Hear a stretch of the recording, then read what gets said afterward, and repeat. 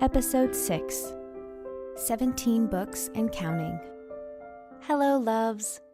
Welcome to Romancing the Story, a podcast centered around reading and writing romance. My name is Sarah Gomez. I'm your host, budding romance author, and general love enthusiast. In this episode, we get to talk to C.A. Szarek. We get all the dirt on writing in multiple genres and how being an editor affects your writing. Plus, lots of tips and tricks for writing romance. Welcome, friend of the show and USA Today bestselling romance author, C.A. Szarek. Yay! Thank you for having me today. Well, thank you for being part of the show. So you have written books in several genres, including romantic suspense, epic and historical fantasy romance, but there is always a romantic element in each. What draws you to write romance so often? I'm a hopeless romantic and I just love love. So I feel like any genre that I branch out into, and I have lots of things that are not published that are in different genres because I cannot pick a lane, evidently. So I feel like there's always going to be, I feel like there's romance everywhere. If you watch movies, you watch TV, there's always a romantic thread, no matter what genre you're watching. So I feel like it's realistic. Love is real. And I love to tell stories about it. So how many books do you have? Because I know you have like in all genres and a bunch of them. I have 17 now, as of right now. 17 novels? And 10 audiobooks. And 10 yes, 17 audiobooks. Novels. Actually, 17 novels, 2 short stories that are free, always free. And I'm in a couple anthologies, and then I have 10 audiobooks as well. Wow. So with all those types of like different books, different genres, what is your favorite genre to write? Or do you even have a favorite? I don't have a favorite. Usually what ends up happening is I'll write one genre because those people won't shut up in my head, and then I'll need a palate cleanser, and then I'll have to write a different genre. Like I have been, it has happened to me where I wrote like 3 romantic suspense books in a row, and if I had to write one more, I was going to scream. So it's like, even if I'm in the same series, for some reason, I just can't write the same thing in a row. I need that palate cleanser that is just that for me. That's switching genres. So I'll write a romantic suspense, then I'll need to write a Scottish Highlander time travel, or I'll have write a fantasy, and then I'll need to go back to romantic suspense. That's just how it is for me. I have to change it up. I don't want to stay in the same genre over and over again, even though I do love them. I love each individual genre. Well, do you find it's easier or your writing is easier, comes easier, or do you find it even stronger in one genre versus another? Or well, not really. I would say that of course it's easiest to write the romantic suspenses in a lot of ways because you're contemporary, it's real life. The slang, the cussing, because I always cuss in my books. I don't know. Like fantasy and stuff, as long as you do the groundwork, it's not difficult if you're in your own world, but it definitely requires more thinking, and I think more subconscious than if you're writing in a contemporary world. So a lot of times I feel like after I finish a fantasy or a Scottish Highlander time travel, which they're also fantasy, but they're historical fantasy, I feel like I have to go back to the real world. And romantic suspense, even though there's twists and turns and plot stuff, it's a little bit easier. Cars, they're going to drive, they're going to go to stores. It's different, so I think in each in their own way, they all draw me in different ways, but it definitely some require more thinking than others. well, and the romantic suspense specifically is kind of more like in your wheelhouse as far as like your knowledge and background, right? I think it all is because I grew up reading fantasy. I didn't read anything but fantasy growing up. I always had my head in the clouds, so to speak. So I feel like I always knew that I've been writing forever. I've been writing since I was 8 years old, but I wrote my first novel when I was, well, the first one I finished when I was 17, and it happens to be realistic fiction. But when I was 14, I wrote a vampire novel, because, right. The next year, I wrote, and I never finished it either, a fantasy story about a little girl, a teenage girl that finds a dragon egg in the woods. So I feel like it's always come from different directions, but I don't know. I have many passions. So I feel like I'm always going to follow that thread, that passion, as soon as the characters present themselves to me. So it really doesn't matter. I love paranormal too. Well, yeah, and I know we've actually talked about that before, about like some of your paranormal, the ideas you have in your head for, and I know you have like a catalog of books that you want to write that are Yes. kind of just sitting back for the moment. Yes. Is there, I don't think I've ever asked you this or we've ever talked about it. Is there ever an idea or a book that you have just flat out abandoned, like you started writing and then just kind of left, versus like, because I know since you published so many, has there ever been one that you just didn't finish or just kind of let loose? Oh, tons. I have like probably 10 or 15 books on the computer that are somewhere in progress. I wouldn't use the word abandoned Mm. because I'll get there one day. But I probably, like, legit, I probably have 10 books that I have started on the computer that are very different things. One comes to mind, an Angels and Demons book that I really, really want to write, and that one will be a series. And then there's that, it's only like 2,500 words. And then I have a, a wolf book, Wolf Shifters, which is also going to be a series because I tend to write series. And it's like 32,000. So, it's just like when those people tell me it's their turn, I'll get to them. Because, even if I tried to write a standalone, I don't think that my characters would let me, because they always, whether I want to or not, I always end up having very strong secondary characters. It's not on purpose, but it does make them more real. What ends up happening is the second person will be like, "It's my turn," and I'm like, "No, it's not." Go corner, and then they're like, "No, I want a book," and I'm like, "Shut up, go in the corner. I'm not. It's not your turn." And then eventually they'll all get their own books. And sometimes I know characters that aren't even quote thought of. Like, I know who they'll end up with. Sometimes I even know their mate's name, even if I don't know very much about the story. It's really weird. I'm sure that the little people who run things in my head are always mad at me. You always have ideas, right? Or they have ideas. They have other ideas. Yeah, I am definitely an idea writer, brainstorm. So when my friends need help or whatever, I always have tons of ideas. I have more ideas than I have time for. Yeah, And when it's time to start a new book, I just have to pick somebody. it's kind of a roll of the dice who ends up next, right? Because they're all fighting for the next spot. Sometimes I'm really sure about it, and sometimes I'm not. So sometimes I know, like when I'm writing a current book, who is in the corner waiting. And sometimes they won't shut the hell up. So I end up working on more than one thing at a time because, that's how urgent they are. Just really depends. Mm. Well, and you kind of touched on it earlier, but where did this love of writing really begin, and when did you kind of start? Like, what led you to the road of like publishing your books?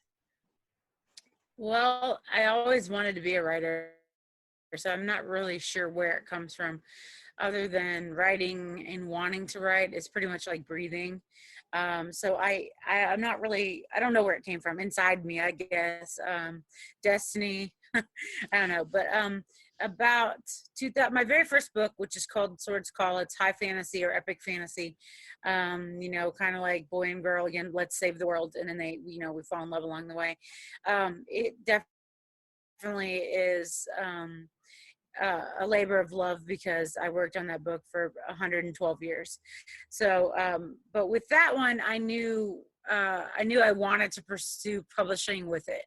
And it's probably not the greatest example of my writing because as we start and as we keep going, we get better and better and better. It's subconscious. Sometimes it's, designed when you take classes and stuff, but honestly, just keep writing. You'll get better, whether you want to or not. It just happens. But I feel like with that book, I started it when I was probably legitimately 20 or 21, and it came to me in a dream. And then probably circa 2010, 2011, I wanted to pursue publishing, and I had no idea how to do it. No idea what was required, other than, a Google search and mostly what you'd find on Google back then. That was right at the cusp of e-publishing, right when things were getting kicked off, and I wasn't quite ready to do it all on my own. I kind of learned the ropes, so to speak, and I have been with two different publishers. I currently am just independent, 100% independent. If you want to do everything and you want to have decisions for everything and you want to be in charge of everything, independent is probably the way to go. But so I like that, I'm in charge of the writing, the getting the book edited, the getting, coordinating the cover. I make my own ebook files. I use an ebook distributor, but it's all on me. So that's good and that's bad. So there's pros and cons. It depends on what you want out of your career. So, but you've gone both routes. So you kind of have experience with both. Do you prefer, but you don't prefer one over the other, do you? Or is it just kind of different? Like I said, there's pros and cons to both. If you want to be in control of everything and pay for everything, that's one of the cons of being self-published or an indie, is that the money's all on you. So it's all up front. So you pay for the editing, you pay for the cover, you pay for the photography, you pay your designers, you do all that. You pay for formatting. So that's definitely a con. But for a lot of people like myself, hopefully it'll all wash out and then you'll make your money back on the book. So being with a publisher, none of that stuff is your decision. Sometimes not even the cover. So, but one of the pros is that you're not paying for anything. You write the book, you submit the book, they accept the book. Hopefully you have the same editor every time. You want to build a relationship with your editor. And they edit the book. They send it back to you. They tell you when they want the edits back. They tell you when it's coming out. They say, here's your cover. And some publishers let you say, no, I don't like that. And some publishers are like, here's your cover. We made it. So like I said, there's pros and cons for both. And then, of course, if you're going with a publisher, you're going to make less. I'm not going to say you're going to make less money per book, but you're going to definitely get paid in a different structure where your royalties, your publisher is going to get a percentage of your royalties, probably 40 or 50%, because they did pay for all that stuff for you. Because editing is expensive, covers are expensive, especially if you don't want to use stock. If you want to hire a photographer, work for the photographer, which a lot of publishers do, that's all. There's costs to everything. So it's pros and cons. A lot of publishers have hard deadlines. Some people work great with hard deadlines. Some people don't. So it just depends. So, but I'm not going to say that I don't know, preference isn't really the right word. Right now, I like how I have things, but I'm not going to say that I would never write for a publisher again. It would have to be the right publisher, the right amount of money, and they would have to do quite a bit of marketing, because that's a whole nother conversation. But when you're indie, everything's on you. And sometimes when you're with the publisher, everything's on you for marketing, getting the word out. And discoverability is the hardest thing to break through today in publishing. You can have an awesome, awesome, awesome book, but there's also legitimately about 1 million books come out every month on Amazon. So look how much competition that you have. So you have to have that standout book. You already have to have your fans, and they have to be waiting for that next book, and you can't make them wait too long. So everything's a toss up, You have to be realistic about you're very likely not going to make $1 million, and you're very likely not going to make enough money to live on. So it just really depends. That's sad but true. True. And then I know too, because you've got so many books and you're always kind of constantly coming out with them. Does, like you mentioned, you had several stories kind of all in different stages. So do Mhm. you kind of write them all at the same time, or is it kind of like you sit down, finish one, and then kind of you a little bit you dabbled and you kind of move on to that one? It really just depends on the story and how much it's driving me forward. I have written two books at the same time, and then eventually one took over and I finished it and then went back to finish the other one. Or sometimes I'll be stuck on a project and I'll be like, ew, this is horrible and no one will ever read it. And then I'll go to the next one. And it just really depends. One of my series is Crossing Forces. Currently has 5 books. We'll have 3 more eventually. And when I was writing the third one and the fourth one, I actually started the fourth one before the third one. The characters were just talking to me a bit more. And then halfway through, I really got about halfway done with the book. The third book character, the heroine's kind of bossy, and she was like, hello, you're supposed to be working on me. And then I worked on both of them for a couple weeks. And then eventually the third one took over, finished the third one, which I guess is better because it's 3, and then I went back to the fourth one. So it made it easier, I guess, in the end, because I feel like they were done a little bit faster, closer to each other. Because I do work, I'm crazy, and I have 4 jobs, so I work a lot. So sometimes the writing falls to the wayside, which makes me sad. I get really grumpy when I don't write consistently. But it just depends. Uh, for me, since I do work full time, I can't always just hammer the books out. I can't write a book every 4 weeks like some people can. So it really just depends on how how I'm driven forward to that particular story. And if somebody else is talking to me at that moment, meaning characters, it just I don't know. It just really depends. If I'm struggling with a project, I have been known to switch focuses. But I don't generally have a problem with going back and forth between stories if I have to. I guess I prefer to write one at a time. Hmm. So where do you, because I know too, on top of having like a jillion jobs, Mhm. you also are an editor, and like where That's do what I you, do. I know, and like where do you find the time to write? I'm very lucky in the fact that I work at a shelter for teenagers and I work at night, right currently working 9 p.m. to 7 a.m. And I work a 4-day schedule. So I get 3 days off a week, which is really nice because my job can be very stressful. So I'm lucky in the fact that I'm allowed to write at work. So I do most of my work at work.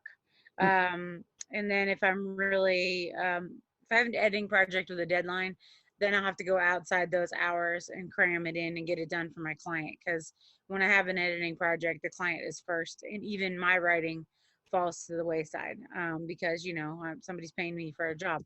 So that's just how it is. But and then I also work at the gym that I work out at, and we're just getting ready to reopen on the first, so that'll be fun, and I'll get back to quote normal next week because we've been closed because of the virus. mm-hmm. And I know, like, really quickly too, I just wanted to point out how cute your mug is with the Oh, my dragon. dragon, your Yeah. dragon mug. This is Mr. Dragon. He's my favorite. He's a 22-ounce mug, so I can have a big girl cup of coffee.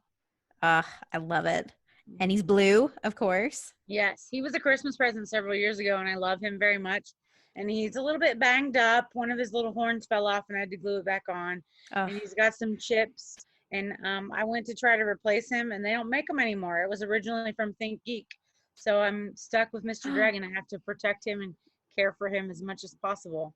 It's very hard to Yes. find a extra large mug. Girl, then I know it. I've been trying to like I've have like 2 big mugs and that is it. I can't find, all the other ones are small. Yeah, I do have one that's really fun. It's almost as big as Mr. Dragon. It says coffee because adulting is hard, which is kind of my theme for life, I would say. That and boys are dumb. Those are my 2 mottos for I life. I can get behind both of those. You can? Yes, that's good. Yes. Yes. And also a sidebar to the second one, boys and books are always better. Yes. That is the truth right there. That's why we read so much romance. Right? Or watch it on TV. Amen, girl. Or listen to it on audio. I've been really into audiobooks lately.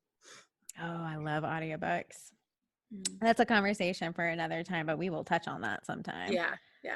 Love my audiobooks. Oh, so do I. So on top, like we already mentioned, you are an editor as well. But what is some prime advice you can share as an editor that writers should know or that they should think about for their editors? Oh, you mean like when you're shopping around for an editor? Yeah, when you're like shopping around or trying to find the right editor for you, because I know that's so important to find the right fit. It is. You have to find somebody who is passionate about what you write and they want the best for you in your book, and that they're an advocate for you as well as, and also, well, number one, it's very hard as an author to put your work out there. So please don't. You got to have some thick skin. And as soon as you have this product here, whether it's ready for publication or not, the words that you write, whether you realize it or not, some of you and your soul is in there.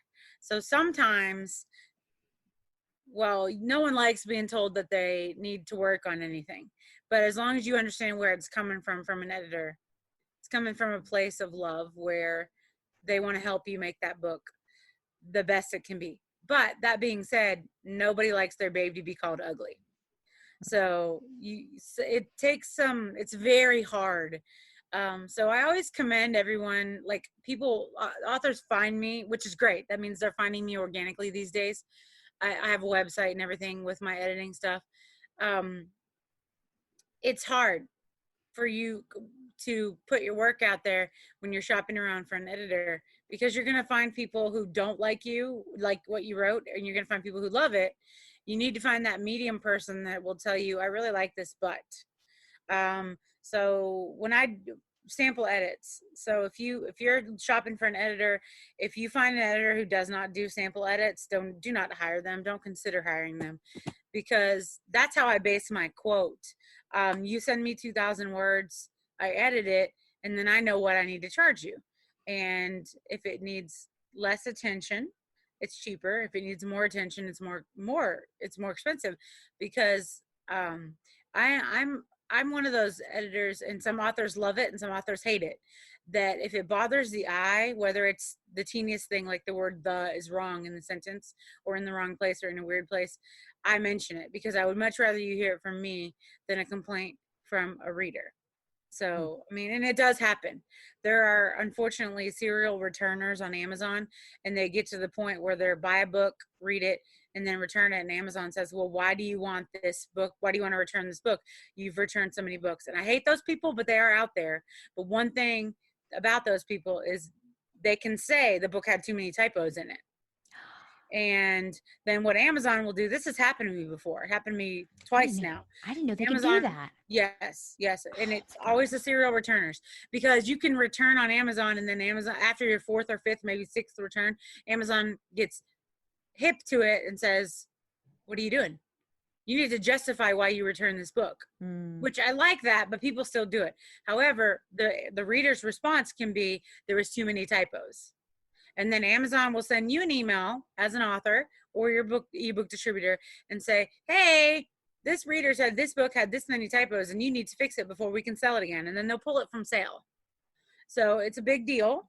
But all the more, segueing that back to choosing an editor, please choose well, and please shop around. And editors understand, like, nobody likes to work for free, but I'll do 2,000 words. So you get a feel of whether or not you're going to like me, and I'm going to get a feel of what your writing is like. Not to pat myself on the back, but I am a really good editor. I'm probably a better editor than I am a writer.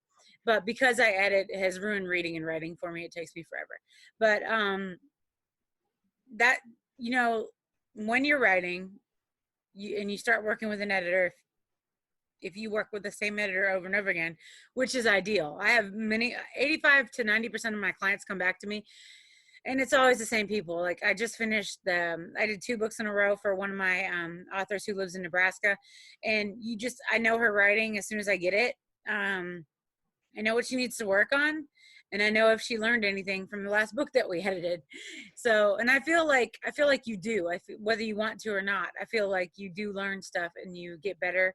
And this particular author has a problem with passive voice. However, every book that we do, she gets a little bit better.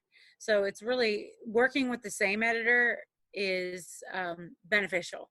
So when you go to find an editor, please keep that in mind, that a lot of editors want to form long-lasting connections with their authors because it is good for both of you. You get a little bit of a break. I always give my return clients a discount. And a lot of editors do that. So it's, like I said, it's beneficial for both of you. You get to know each other's writing. And then when an author hooks me on a series, I get to be the first one to see the second book or the third book or the fourth book. So, you know, there's that too. That's a little selfish reason, but it's there. That's awesome. And then so you end up learning some from your editor because you're kind of teaching some of your writers in that sense. No, very. I think I'm a better writer because I'm an editor.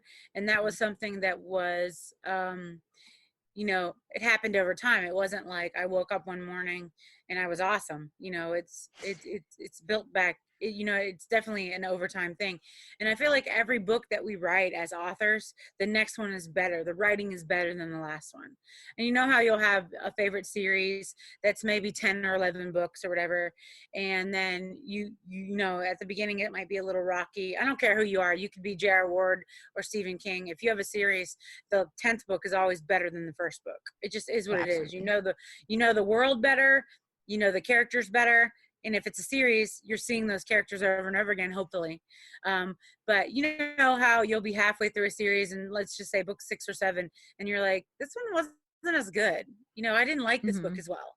And then readers really like series. Series is kind of the way to go these days, I think.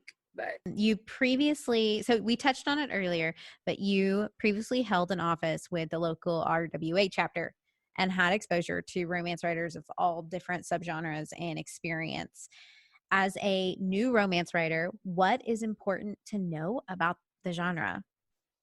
So many things. So many things. Pick like the top one. Yes, I was the president of NT last year. But I've always held an office. Our group has like right now I'm the programs director. Unfortunately, our group has that same thing. A lot of groups suffer from where the same 5 people do all the jobs and just switch them around every year. Pretty much. We're a really big group, but for some reason people are hesitant to step up and, you know, doing something. But I was the president last year, and I love my group because we do get all those subgenres, everything from male to urban fantasy to cozy mysteries that have romantic elements. So I guess what I would say to a new romance writer is please know your subgenre. Please research your subgenre. If you are writing what you are reading, and some people do and some people don't, I'll talk about that in a second. But if you are reading, say that you write urban fantasy, please read all the urban fantasies in the world that you can. A lot of times, if a reader, myself included, likes a particular genre, you kind of know what you get when you're picking it up. And I'm not talking about like you can't break rules. You can always break rules as long as you have good motivated reasons. But just know your genre. Don't have, don't have a 250,000 word contemporary romantic suspense. It's not going to happen. No one's ever going to look at that. So that's one of those things I mean by know your genre. Know what lengths you're going for. Know what the ages of the characters are, which you can also play with that. You can break those rules. But that's what I'm saying is kind of know the basic rules of the genre. Make sure that if you're writing urban fantasy that you build that world. But on that same token, if you're writing romantic suspense, contemporary romantic suspense, you still have to build the world. No matter what genre you write, there's world building involved. Sometimes it's easier than others because you just know the world. Like you could have a Walmart down the street in a contemporary romance. You're not going to have a Walmart in space. You might. I don't know. They might get to space. Yeah, give Elon Musk time. So yeah, right. You know, like it just depends. Just please know the genres and don't put a 60-year-old man with an 18-year-old girl because people are going to go ew. Just for the most part, maybe not everybody, but just Takes all types. Right. But again, anything I say, if you have a good reason for breaking the rule, go for it. But length is one of those things that a lot of publishers you can get away with 100,000 words in an epic fantasy. You can't do that in contemporary romance necessarily. Some authors do break that rule. J.R. Ward's books are probably about 250,000 words a pop. She gets away with it. However, she's a number one New York Times bestselling author. She could probably write her name on a leaf and they would publish it. So you have to make sure that you're not Nora, you're not JR. So when you first start out, I understand that writing requires confidence, but just be realistic. You're not going to be really awesome when you start. You're just not. It's people have raw talent. That's one thing, but you're likely your very first book is not going to make you $1 million. Mm-hmm. Of course, there are things that somebody will be like, well, no, she did. Well, just because she did doesn't mean you will. So just be a little bit realistic with it. Do your research when it comes to your covers. Go on Amazon. One of the first things I do when I come up with a title is go on Amazon and type that title in and see how many other titles are. Unfortunately, there are not that many that are, you'll find at least 1 or 2 books with that same title. It just is what it is. Lots and lots of romance books come out every month. There's lots of competition, but romance readers, probably more than any other genre, are very voracious. So it doesn't mean that your book will never get picked up, but they want more. So keep that in mind. That's a good thing about writing romance. But just do some research. Don't think that you're Stephen King right off the bat, and you'll be fine. And then join a writer's group and get critique partners. There you go. Yeah. Not your mom, not your husband, not your cousin. You need somebody who's going to be like, no, this sucks. You need to work on this. Hopefully with some tact where they won't say this sucks because that hurts your feelings. But Yeah, but tough love, basically. Yes, so you can learn and grow. So one thing actually that I learned, and I was going to ask you about kind of what you've learned from the romance writers, but one thing that you you brought up as far as the research aspect of it that I didn't even think about, but Mia London had kind of talked about like Google like your name, like to make sure it's not like taken by like somebody else isn't writing under that name. And if they are, what they're writing, because like there was some strange because someone else had a child's series named that, and Mia writes pretty steamy stuff, so yes, I have edited books for her before. That's a good idea. That's not a bad plan. Some people write with pen names. I write under my initials and my real last name, but she's a good friend of mine. But that is a good plan if you want to write. Personally, I don't like when I look at a book, it's a total personal thing, take it or leave it, and I can tell it's a pen name off the bat. I don't like that. So I would say pick a realistic name for your pen name. I don't know, some people use their maiden name if they're married. I don't know. I write different genres, and a lot of people recommend don't use the same name for different genres. I don't have time in my life to maintain more than one personality online. And so I don't care. Even if I write, honest to God, I do have a YA in the works, I'm still going to use my own name. Even though my other books are some of them are more steamy than others, but I look at it this way. When I was 13 years old, I was reading Harlequins with closed door, some open door, some consensual sex scenes that were like on the page.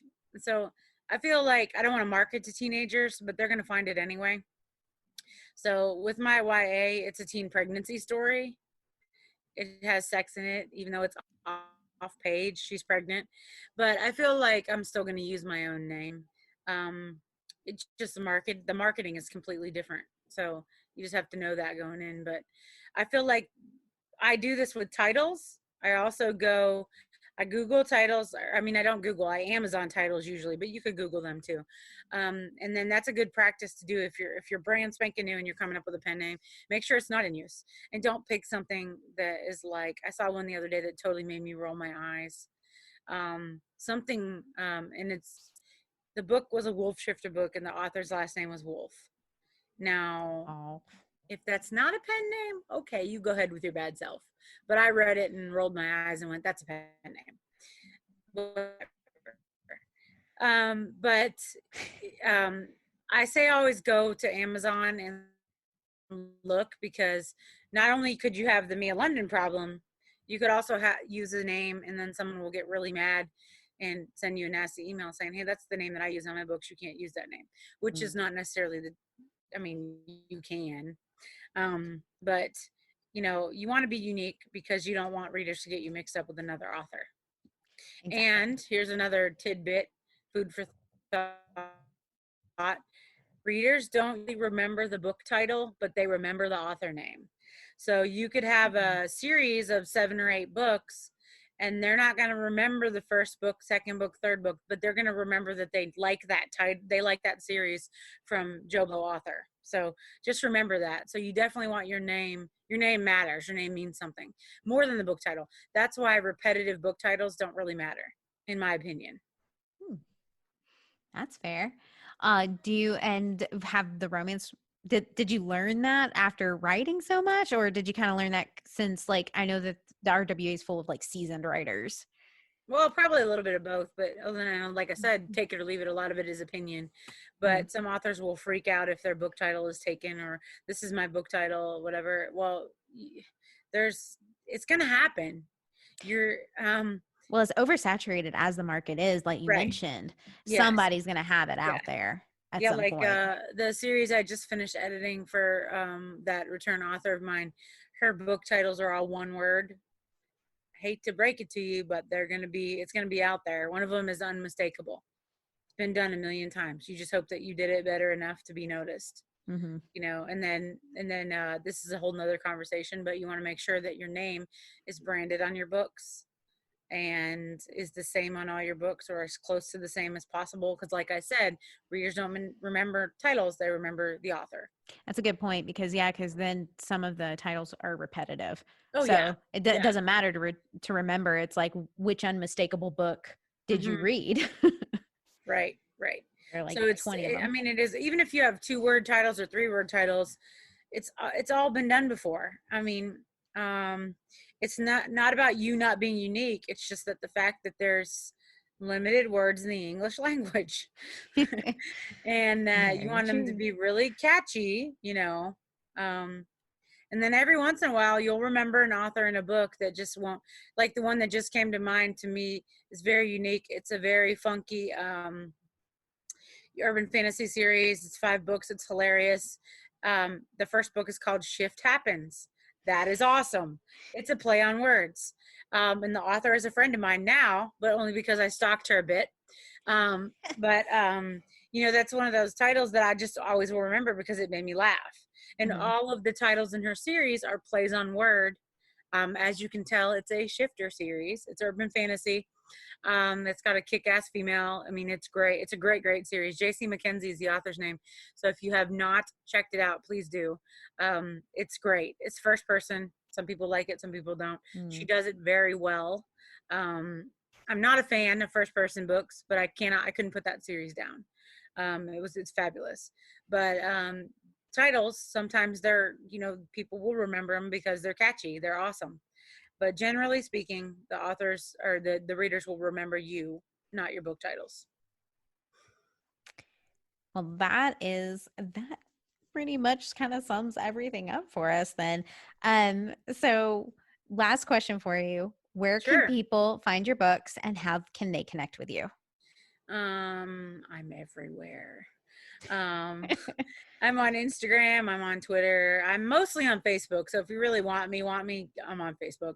And then I have a website, of course. My books are for sale everywhere you can think of. I have ebooks, paperbacks, and audiobooks. And I also offer, like, if you ask me, you'd have to shoot me an email. But I always have stock. So if you're a fan of signed books and you really need a book that you really want this book and you need it signed, you can always shoot me an email. I send a PayPal invoice and then mail the book. So that's always fun. I sign it too, of course. Skipped a step. And so yeah, and I, like I said, I write under my initials. So like my Twitter handle and my Facebook page, they're all CA Zarek.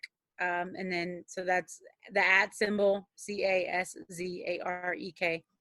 And then that's also my email, ca@cazarek.com, if anybody wants to send me an email. I am taking editing jobs if anybody needs an editor and you want to try me out. So just send me 2,000 words in a Word doc and I send back a quote. But I love interacting with readers on Facebook. So definitely stalk me anywhere you'd like to. Yeah, and I know you're so good at that because then you always get back to the readers. Oh yeah, as I well. always do. I love answering the readers. It's a lot of fun. And I just chopped all my hair off today. I cut 14 inches off. So you can go on Facebook and see my pictures of short hair. Yay. I feel like you did that for me, even if you didn't. I'm going to take that as like Sure, you did it go just ahead. for this interview. Go ahead. Yes, go ahead. And tomorrow I'm having LASIK, so I'm super excited about that.